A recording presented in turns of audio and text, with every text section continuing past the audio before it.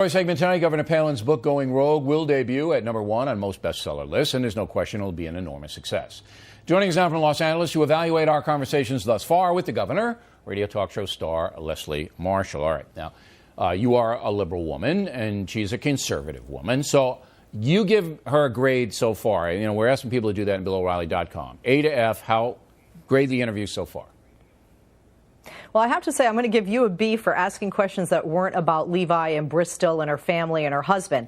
But I would have to say for her, I don't want to be mean, but Bill, I wouldn't give her high points because I felt in true politician form, she dodged almost every question that you asked her when she was answering you. She wasn't being specific with her answers, and she wasn't giving alternatives give me an example, to what because our I current didn't get president the feeling, is doing. I didn't get the feeling she was dodging. I thought she engaged the questions. You may not like the answer, but give me one question you think she dodged.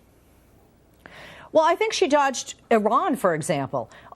First of all, it frightened me that she didn't seem to know that France and Great Britain were on board with sanctions against Iran. I'm glad that she knew Russia was the problem. And I have to say, Bill, I agree with you on Putin and Afghanistan. I didn't hear an alternative. I didn't hear a plan from someone that perhaps might be running for and looking to me and others in America to be elected leader of the free world, to lead this nation. So you thought she was too general? Okay, I think that's a valid criticism, but nobody else has any idea, and I'm not making an excuse for the governor. But I haven't, look, Obama didn't have any solution to Afghanistan. He doesn't have any solution to Iran.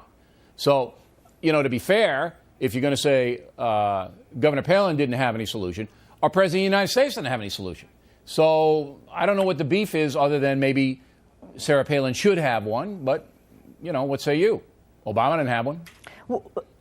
Well, I think for me at least, and I think a lot of Americans agree with me, certainly many will disagree with me too, we have to have something more concrete. This may say outlandish, but there are people that say pay off the Taliban in Afghanistan. We should have absolutely the most specific policy possible to win in Afghanistan and to prevent a nuclear Iran, but we don't. So it's not just, and I sound like I'm making excuses for Governor Palin. I'm not, but I felt she was conversant with the issues. A lot of people didn't feel that she was conversant. I felt that she was conversant with them, that she knew what the problems were. Now, you're right. She didn't say, look, because I handed her the blockade, the naval blockade, which is eventually what you're going to have to do there. You're either going to have to bomb the hell out of them or put a naval blockade in, one or the other. All right, one more specific criticism of the interview. Leslie, go.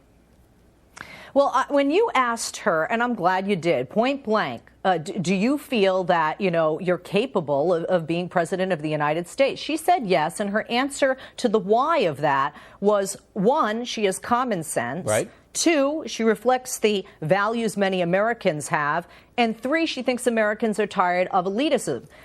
This woman has $5 million book deal before one book is sold. This woman spent nearly $800 a night in hotel rooms on taxpayers' dime in Alaska and $20,000 plus to move her family around. And this woman also left the throne of governor in Alaska. Would she bail on us in tough times or for the bigger and better deal? So I thought it was hypocritical. No, I thought it was very hypocritical. She had to make money. She had to earn money.